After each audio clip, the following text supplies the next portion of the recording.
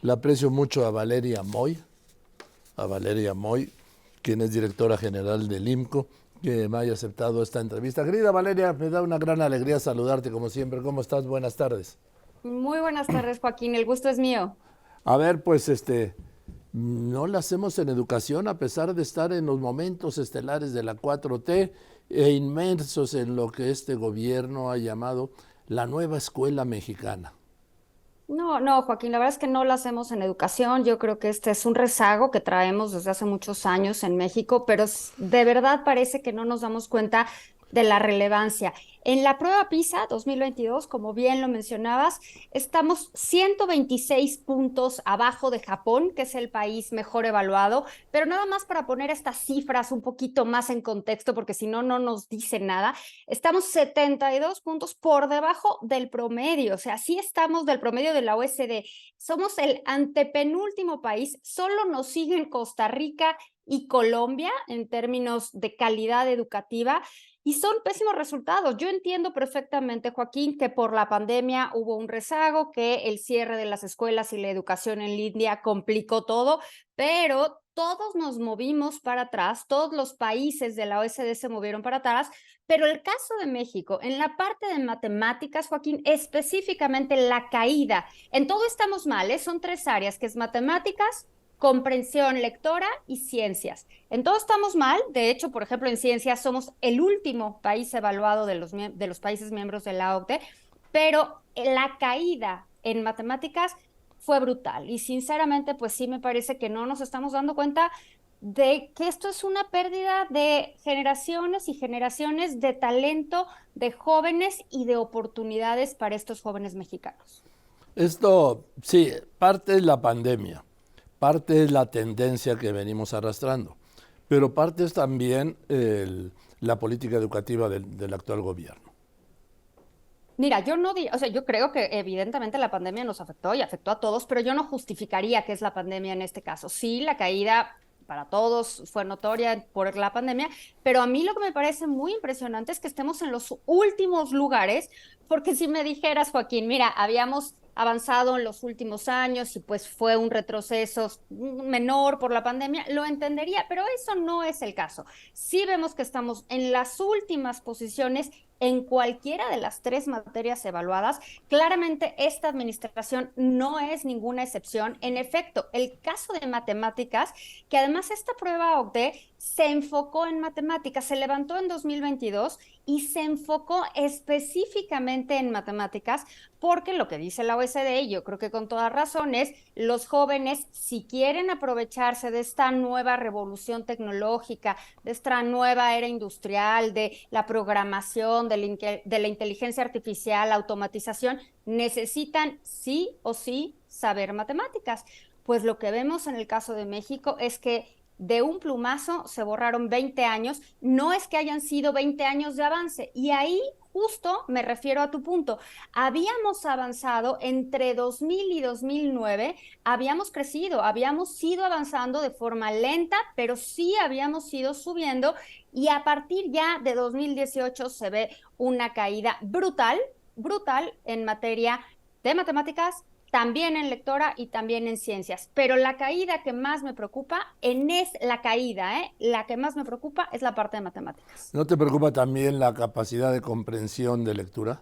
Me preocupa muchísimo. Lo que pasa es que ahí, y voy a decir algo que va a sonar muy raro, ahí llevamos mal siempre. La caída en matemáticas fue brutal y en comprensión lectora no caímos tanto, pero porque estábamos en muy mal lugar. Y eso, Joaquín, me parece gravísimo, porque algo que es importante decir es que lo que evalúa PISA no estamos evaluando cosas o no está evaluando la OECD cosas demasiado complicadas. Por ejemplo, en la parte de matemáticas es que sepan hacer operaciones aritméticas básicas, sumas, restas, que puedan hacer un tipo de cambio, una división, cosas sencillas. Y en comprensión lectora, justamente lo que mide es que puedas leer un texto y entenderlo, que puedas leer un cuento y explicar de qué se trata el cuento, que puedas leer una noticia y decir de qué se trató esa noticia. Lo que vemos en el caso de México, Joaquín, es que los jóvenes de 15 años pueden leer, pero no entienden lo que leen. Es una verdadera tragedia del sistema educativo mexicano, tanto público como privado, que tengamos jóvenes de 15 años, adolescentes, que no puedan entender un texto simple que leen en las noticias, en un cuento, en un libro, en alguna red social, simplemente no pueden comprender lo que leen. Tragedia nacional, sin ninguna duda. Pero eso significa que tampoco pueden aprender. Por supuesto que no, no pueden aprender porque si no tienes esa capacidad de juicio, no puedes dilucidar, no puedes pasar de solamente repetir letras, repetir palabras, repetir sílabas, a comprender lo que estás leyendo, pues ¿cómo vas a ser capaz de estructurar ideas, de plasmarlas, de plantearlas, de defenderlas? Es terrible, o sea, lo que estamos viendo en comprensión lectora y lo que estamos viendo en matemáticas. Y bueno, pues regresamos a ciencias, ¿no? La caída en ciencias, la caída, o sea, el cambio no fue tan grande, pero porque estamos en último lugar, Joaquín. Entonces ya es, pues, ¿qué tan más bajo puedes caer si estás en último lugar? Entonces sí caímos en ciencias, pero porque estábamos muy mal. Entonces, en cualquiera de las tres áreas, nos podríamos pasar horas hablando del desastre en matemáticas, del desastre en comprensión lectora y del desastre en ciencias y no terminaríamos, Joaquín, porque los datos a mí me parece que son escandalosos. Sí, son escandalosos y si hacemos una proyección a futuro, va más allá de mi capacidad de, ahora sí, de proyectar y de entender lo que va a ser el desastre educativo.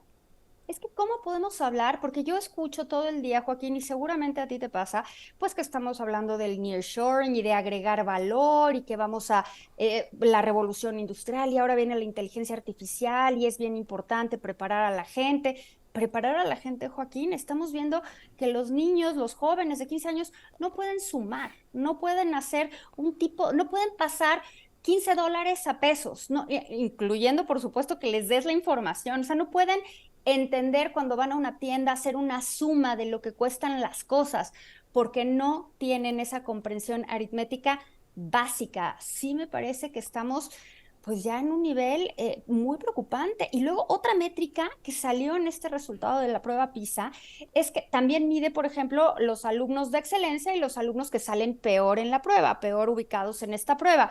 Lo que vimos en el caso de México es que México ya casi no tiene alumnos de excelencia en materia en matemáticas. Ya no hay, es poquititito. La proporción de estudiantes que alcanzan un nivel por arriba del nivel que considera la OCDE, el nivel 5, que es como el 5 y 6 son los mayores niveles de comprensión matemáticas, en México es solo 0.2, mientras que el promedio de la OECD es 8.7. O sea, sí estamos muy, muy, A muy por ver, debajo del promedio en todo, incluyendo la excelencia. estamos en 0.2 contra 8.7. En los alumnos de excelencia, en los alumnos que salen mejor evaluados, los alumnos que pues destacan en matemáticas, el promedio de la OECD, y cabe decir que nosotros bajamos el promedio con ese dato, ¿no? El promedio de la OECD es 8.7 y el de México, Joaquín, es 0.2 alumnos de excelencia, nada más para que nos demos cuenta la cantidad de talento pues que estamos desperdiciando. Claro, abajo del nivel 2, que es el más básico, más básico, más básico, ahí sí estamos hablando de sumas simples, restas simples, operaciones las más básicas posibles que te puedas imaginar. Ahí el promedio de la OECD es 31 y nosotros estamos en 66. O sea, la gran mayoría de nuestros jóvenes, los jóvenes mexicanos de 15 años, están en el nivel menos competente en temas de matemáticas y en niveles de excelencia, pues tenemos a poquísimos alumnos. Yo apostaría que contamos casi que no llegan a las decenas. Sí, te iba a decir que no llegan a 10, que es lo mismo que en el caso de comprensión de lectura y de ciencias.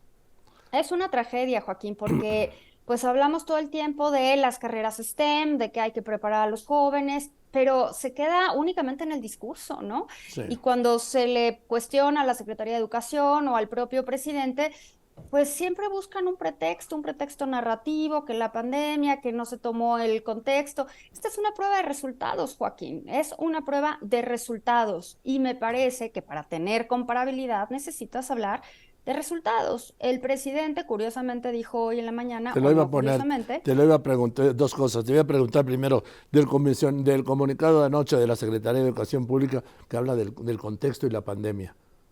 bueno, pues es que la prueba PISA es una prueba de resultados. Lo que mide es, a ver, los jóvenes de 15 años pueden hacer esta suma, entienden este texto, nada más. no ubica contextos, más que hay una parte que sí es interesante del contexto socioeconómico, de cómo se cómo se ve la educación en los alumnos que pertenecen al decil más bajo de ingresos, al grupo de población más pobre, frente a los deciles de mayores ingresos.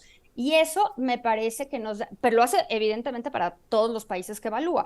Y entonces eso nos da una pista a cualquier país de si nuestro sistema educativo es parejo, le pone una cancha pareja o no le pone una cancha pareja a los niños dependiendo del estrato socioeconómico del que vengan. Ve- Eso lo hace siempre para todos los países. Vean. La justificación que da la SEP a mí me parece pues verdaderamente lamentable, ¿no? O sea, Sí. no acepta nada, no acepta que los No, resultados fueron pero pues no es de la catastróficos. SEP porque mira lo que dijo esta mañana el presidente. Nosotros no los tomamos en cuenta porque pues todos esos parámetros se crearon en la época del neoliberalismo, del predominio del periodo neoliberal, en donde lo que querían era impulsar supuestamente la calidad de la enseñanza, la excelencia y desaparecer la educación pública. Y esas pruebas son parte de lo mismo. Es como si yo tomara en cuenta una opinión del Fondo Monetario Internacional. Zafo, vámonos. O sea que no lo toma en cuenta, dice. Es curioso, ¿no? Porque nos dice el ejemplo de es como si yo tomara en cuenta una opinión del Fondo Sí. Monetario Internacional, pero cuando firma la línea del crédito con el Fondo Monetario Internacional, sí lo oímos como un logro en materia económica. Entonces, uno ya nunca sabe cuándo lo neoliberal sí sirve y cuándo lo neoliberal no sirve, ¿no? Incluso ha dicho que pues el PIB o estas métricas macroeconómicas son métricas neoliberales y por lo tanto no hay que seguirlas, pero todo el tiempo nos habla del crecimiento de este año y lo que viene el año que entra y el déficit. O sea, uno es claramente el presidente escoge la narrativa que le conviene dependiendo del momento, pero a mí me parece que la realidad está ahí. Además, la OSD en ningún momento, ni la prueba PISA, dice hay que destruir las escuelas públicas o el sistema de educación público. Al contrario, creo que se aboga por un sistema de educación público de calidad para todos los niños y para todos los jóvenes de todos los países.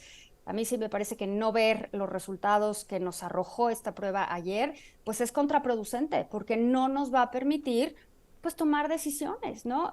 Pues ya suena casi a propósito, Joaquín, porque así me parece muy lamentable ver estas cifras y que no hagamos nada al respecto. No, nada, porque no las toma en cuenta. Dime, ¿qué hacer ante esta crisis educativa? Pues la Secretaría de Educación Pública, y la verdad es que siento, Joaquín, que estoy diciendo una carta a Santa Claus hablando de este periodo navideño, ¿no?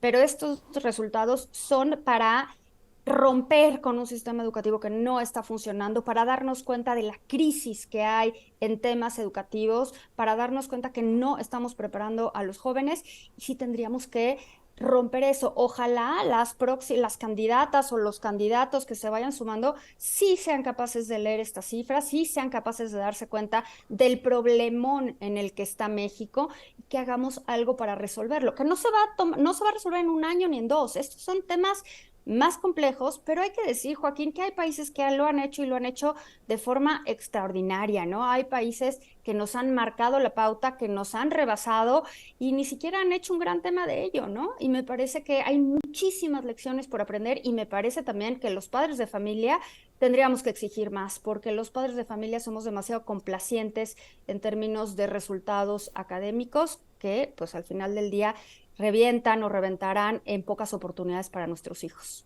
Pues menudo panorama. Gracias, Valeria, por tu claridad, como siempre.